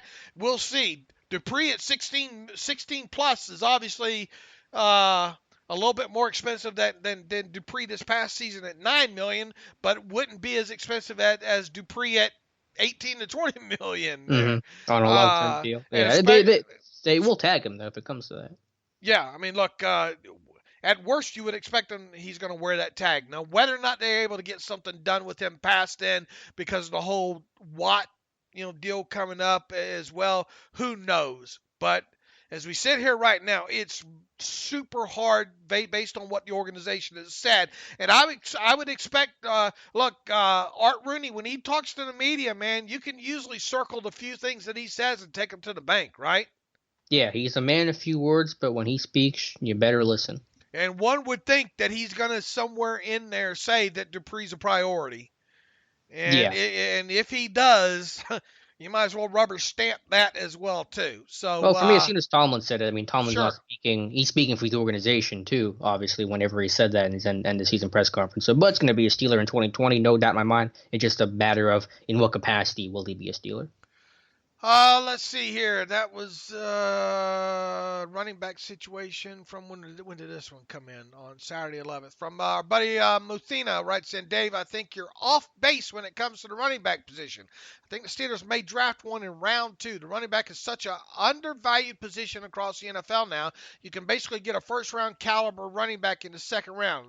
Bell, Cook, Henry, etc. That's ideal for a team that doesn't have a first-round pick. The need is definitely there when you look at our depth chart. White did good things, but I'm not going to put all my eggs in a practice squad running back. Samuels may not even make the roster. Connor is an oft injured and unrestricted free agent at the end of 2020. Snell showed promise, but we need more. I agree with Alex. I'd like to see the Steelers add a running back with a different skill set, maybe someone smaller and shiftier.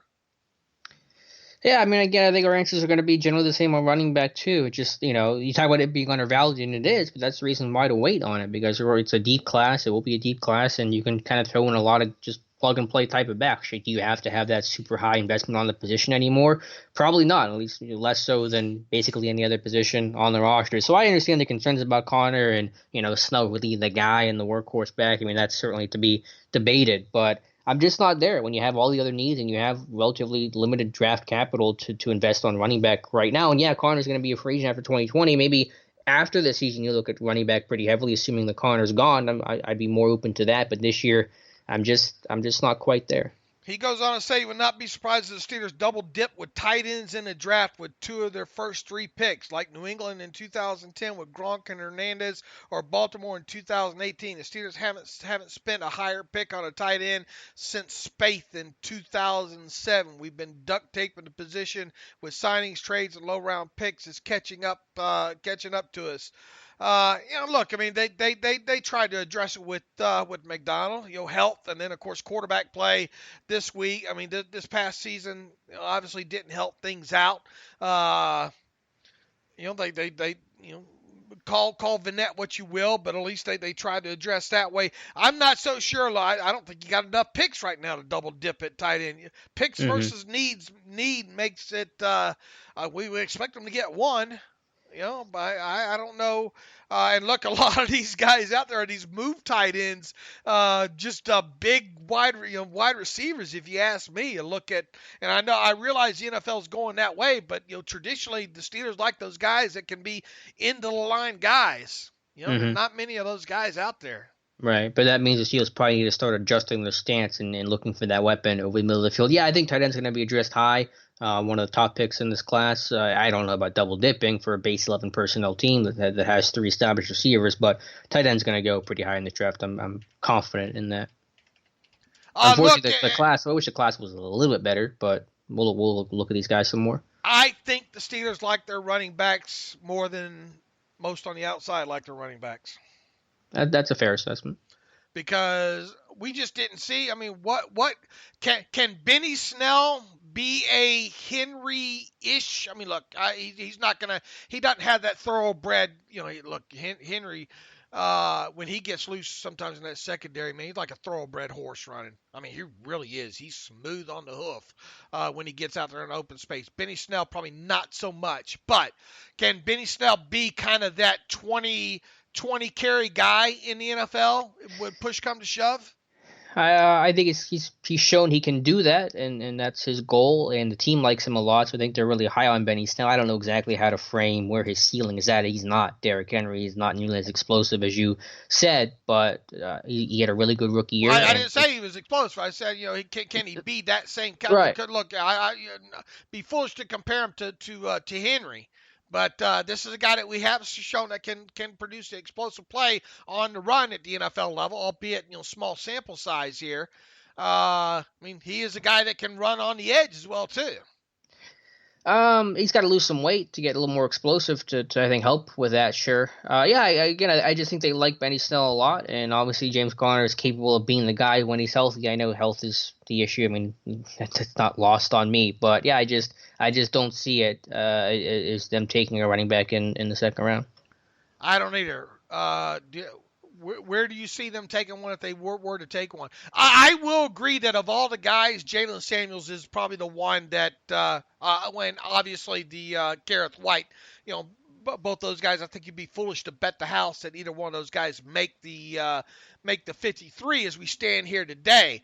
But it also wouldn't surprise me if they did, Mm-hmm. Yeah, I mean, I don't even know, because again, one of those things where it's like, if you don't draft one early and you draft one late, then what is he really offering you? Where does he fit into already a kind of a crowded backfield, unless he's got some sort of specialized niche role? I mean, you would like a Gareth White type or someone that's more speedster, and some return value would be nice. I'm not sure how you address that position, if you even do it at all, which I know probably wasn't the popular opinion for most fans right now, but I just don't see it as that position that they're going to focus on too heavily during the draft. Look, if you get one, you better get one. You better get one that can come in and do it all. Mm-hmm. Well, that would imply taking one early. Right. Okay. You better get one that can do it all and take one early. Yeah. I mean, I'm not there. I don't think you are either. Who was the last running back they drafted in the top 2 rounds? Obviously, no first round pick, but Mendenhall, was that the last one to be drafted? Le'Veon Bell, right? Yeah. Bell was second round in 2013. Why was I thinking he was third? Right? Yeah, he was second round. Why am I thinking he was third round? Me being dumb. Yeah. Okay. Fair enough. So a lot of people thought I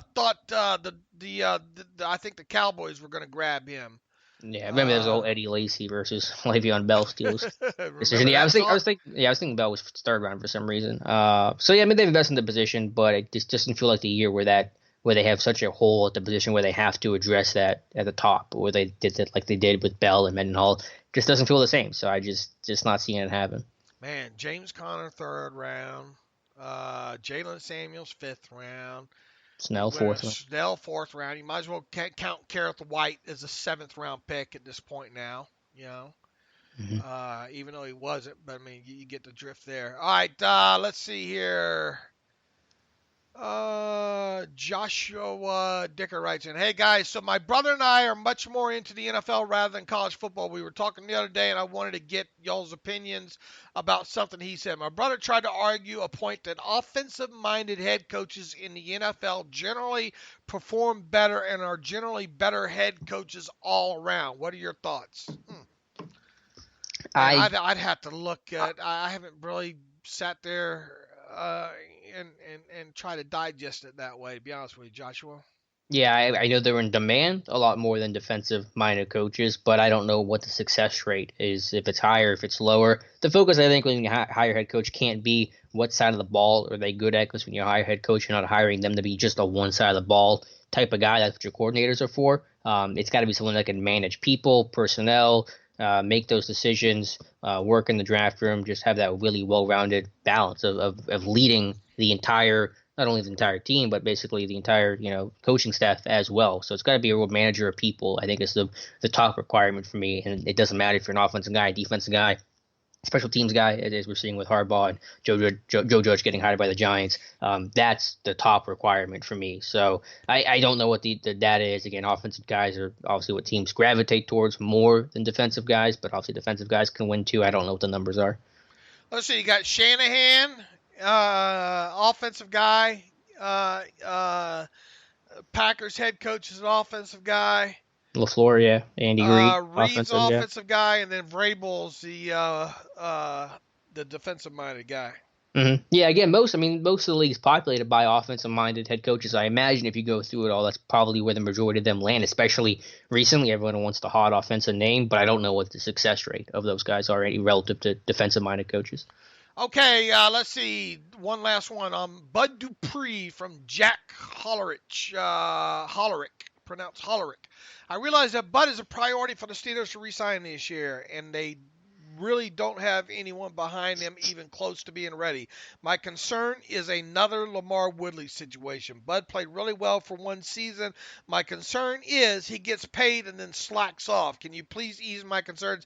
Yeah, for you, look, Jack, don't take this personal, but to think that any player would quote-unquote slack off, I think it's tough to get past in your email here. Bud was not great in his first 4 seasons, obviously. But how much of that was injury related? Okay, he had core injury problem. He had shoulder, whatnot issue, in there as well too. LaMarr Woodley, there wasn't a problem with LaMarr Woodley until there was a problem with LaMarr Woodley. It just, and Alex and I talked about that the other day in that game against the Patriots. Had 2-sack game against the Patriots, was never the same player from that game moving forward because of the, what do you have, hamstring, quad, something like that, in that game. And, was LaMarr Woodley a big guy? Did LaMarr Woodley maybe trained like he should have? I don't know the answer to that. He was always out there in Arizona, right? He was one of those Arizona guys out there with Harrison and all like that, if memory serves me correctly there. But anyway, I don't think you can live in your fears like that. Look, Bud, I think, wants to be one of the top premier pass rushers in the league, and him. Why wouldn't you want to be paired next to Watt right now, and with what the Steelers have going on in that defense right now? This is a guy that could be a double-digit guy potentially if he plays the way he did and stays healthy. Is it a surprise what happened this past season overall? Yeah. Am I concerned that we're looking at a LaMarr Woodley situation here? No, because I have no reason to think that we will. Yeah, I'm not concerned either. Now, Woodley had issues. He had issues with his weight and staying in shape, and I don't know how much of that was contract related or him just kind of giving up. I don't know, but that was a real concern. But I don't see that with Dupree, because if you look at his struggles prior to 2019, the success he had this past year, effort was never the issue. He always played hard. He always ran hard. He wanted to be an every down, every situation kind of guy. Effort was not the problem. I think there were health issues and technique issues and stuff like that, but effort and running the football was never the problem. So, do you know for sure what's going to happen post-contract? No, you don't know with any single player, but his effort has always been top-notch. It certainly was in 2019. This is a guy that runs the ball hard. It's the expectation for any Steelers front seven play. You better, run to the ball and work your butt off and never quit on a play. So that's not a concern with Dupree at all for me. Just based on what I can know about him, his effort is top notch. He's a 90% snap kind of guy this year. It's what he played more than Watt. It was top, I think, 3 in football for an edge rusher to play that high volume of snaps. That tells me that effort is not going to be the issue with Bud Dupree. Yeah, I don't have an issue with that whatsoever. Yeah, me neither. Look, he's got to give us a reason to think that he's going to go, the injured route. But there's just no reason to think that. And I think it's unfair to penalize Dupree for the mistakes that Woodley made that is obviously out of Dupree's control. Right. And look, there's no guarantee that they might tag him and might not get him signed, Mm-hmm. And if that's the case, boy, you better hope Ola or Tuzar Skipper or you get into that 2021 draft, be able to get you a blue chip edge rusher there, in the first round of that draft and all like that. So obviously, with not having a first round draft pick this year, you're not going to get that premier edge guy, you know. Mm-hmm. At least in the second round, you wouldn't think that you would be able to there. So, yeah, look, I mean, I'll say it time and time again. I was floored by what Dupree gave this team this past year, but you have to accept what the tape says at this point on him, and there's absolutely no reason to think he'll definitely not slack off. I mean, if injuries happen, they happen, but I'm not worried about Bud Dupree slacking off. Yeah, no, again, effort's never been a problem with him, not at all. All right, what else do we have? I think we've gone through all the emails here. All right, that's it then. All right, we'll get back after it again on Wednesday. Maybe we'll have another guest on Friday as well too, and we'll start ramping up things here, getting ready for the Senior Bowl and whatnot, and all these All-Star games. So make sure you check out SteelersDepot.com for all the latest draft info and profiles on these guys as well too. Oh, there is a game tonight, Alex. Yeah, it's the championship game, LSU, Clemson. Who you got? LSU. Yeah, I'm going LSU too. All right. In the meantime, you can follow me on Twitter at Steelers Depot. You can follow Alex on Twitter at Alex_Kozora. You can follow the show at Terrible Podcast. You can email the show, theterriblepodcast at gmail.com. If you like what we do and want to donate to the cause, go to SteelersDepot.com, hit the donate button up right navigational bar. Also, if you like an ad-free version of the site, you see all these people talking about it. They're doing it for a reason. For $25, you help us, you help yourself. For $25 for one calendar year, you have an ad-free version of SteelersDepot.com. What could be more enjoyable than that? In the meantime, let's see. Until Wednesday, as always, thanks for listening to the Terrible Podcast with Dave and Alex.